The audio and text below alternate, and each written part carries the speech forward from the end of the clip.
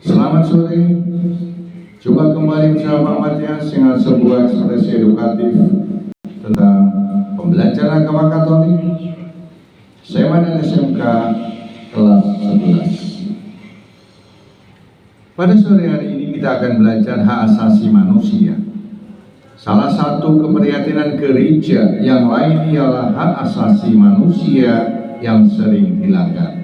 Banyak negara di dunia ini, terutama negara-negara berkembang, yaitu dunia yang ketiga, yang pemerintahnya sangat otoriter, sewenang-wenang, dan sama sekali tidak memperhatikan hak asasi serta hak sipil warganya.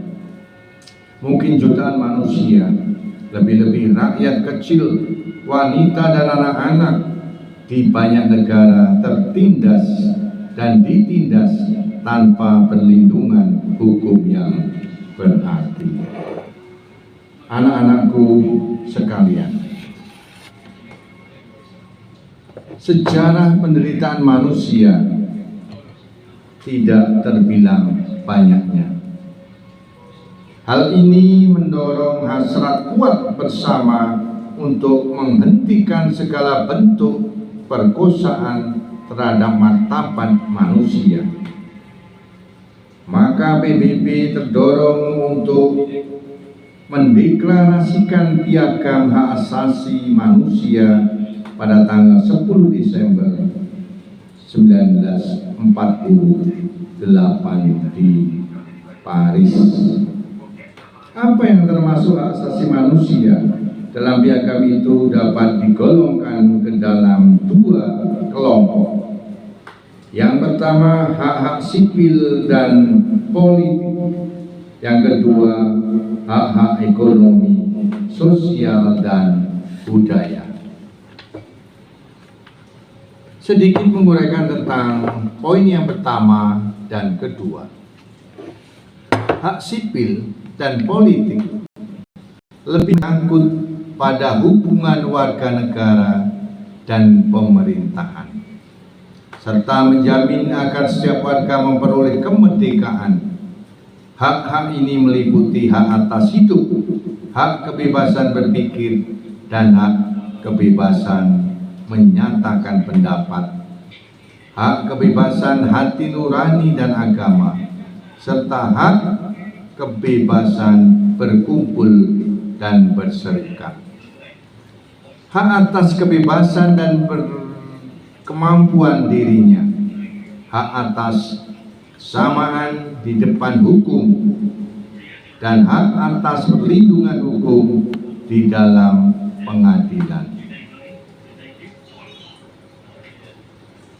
Penangkapan, penggeledahan, penahanan, penganiayaan, dan sebagainya. Hak di atas merupakan partisipasi dalam pemerintahan, berpolitik, dan lain-lain. Yang kedua, hak-hak ekonomi, sosial, dan budaya.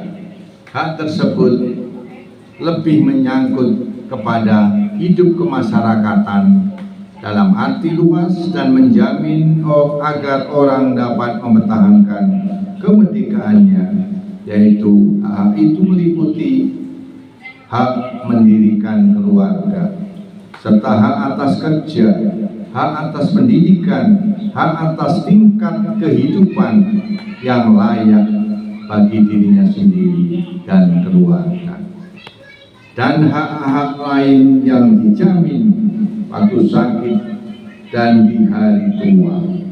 Ada pula hak lingkungan hidup yang sehat, serta hak para bangsa atas perdamaian dan perkembangan. Anak-anakku sekalian, apakah kamu mengetahui tentang ajaran gereja yang berbicara tentang hak asasi manusia?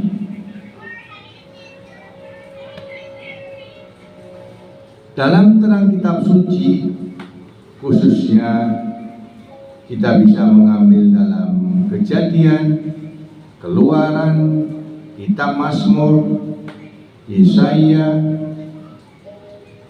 kita akan melihat sedikit contoh dari Perjanjian Lama.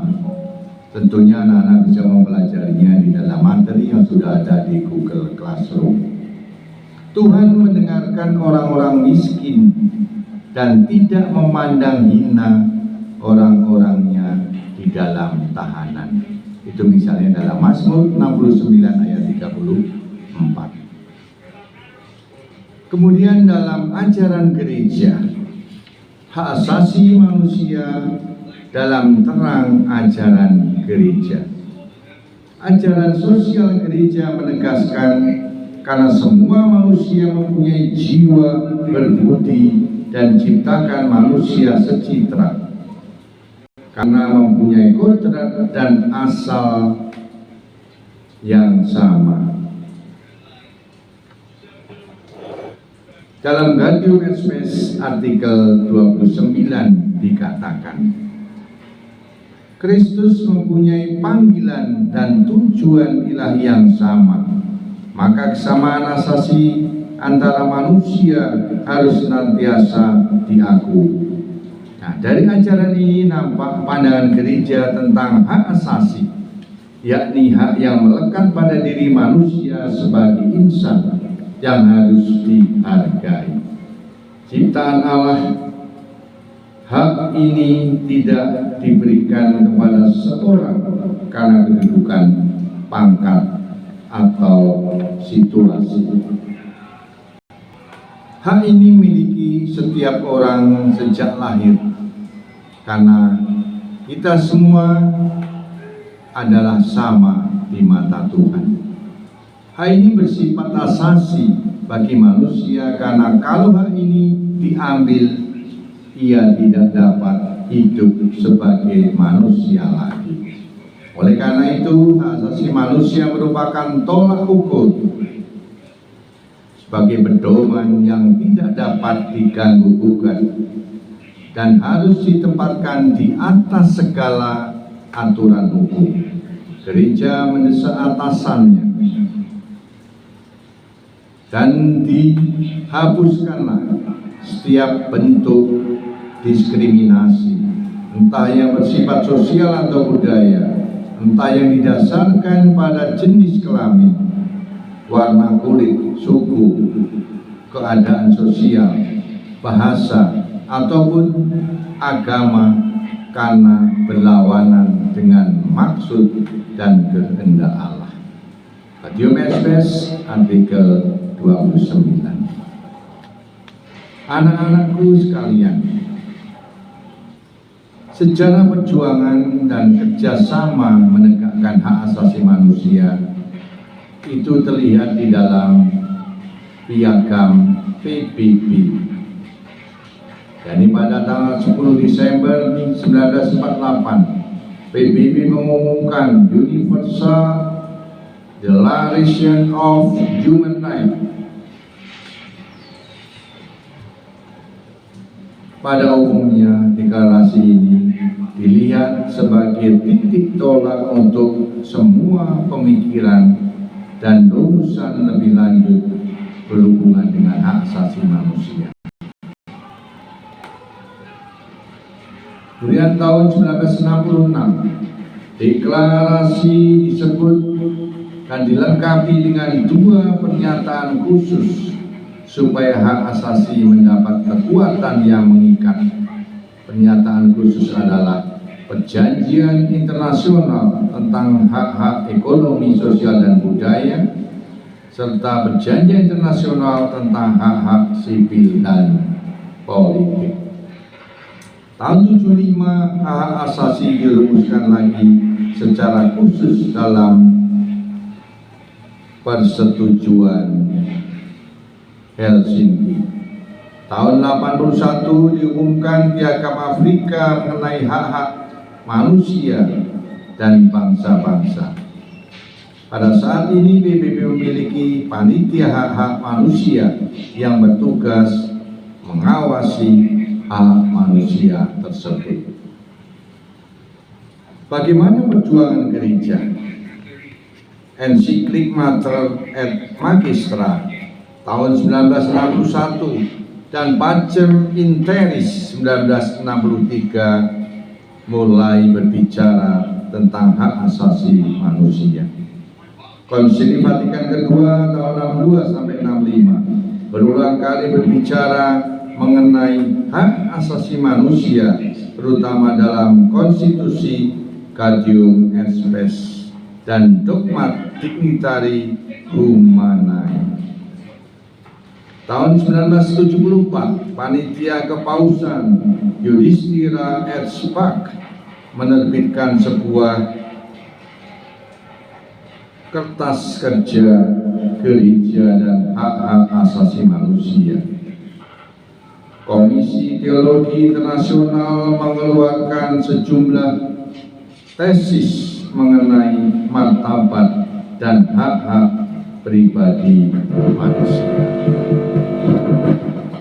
Dengan modal gagasan-gagasan di atas, kita terpanggil untuk bekerja sama menegakkan hak-hak asasi manusia tersebut. Anak-anakku sekalian, coba sedikit mengekspresikan bagaimana gagasan di atas. Yang pertama, hak asasi manusia mana yang paling sering dilanggar pada saat ini? Mengapa? Yang kedua, hak asasi mana yang sering tidak diperhatikan oleh gereja? Demikian anak-anakku sekalian, sedikit sekelumit penjelasan tentang hak asasi manusia, pemerintahan, dan bagaimana ajaran gereja dan ajaran-ajaran sosial gereja yang lainnya. Sampai jumpa lagi di lain waktu. Tuhan memberkati. Selamat sore.